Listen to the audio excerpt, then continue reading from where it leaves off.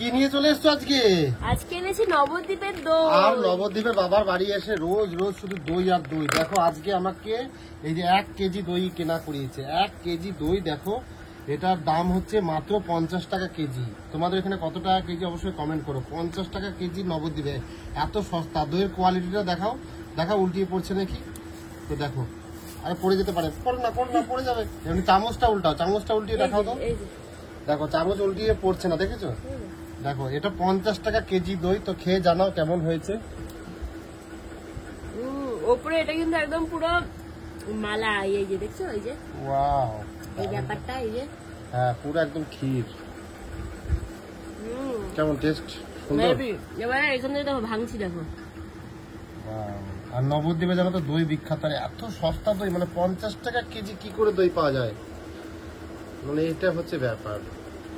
50 টাকা দিয়ে রোজ 1 কেজি করে দই কিনছে। কেমন টেস্ট? তো তোমরা কে 50 টাকা কেজি দই নবদ্বীপে এসে খেয়েছো অবশ্যই কমেন্ট করে জানাও। এই 2024 সালে দাঁড়িয়ে 50 টাকা 1 কেজি দই।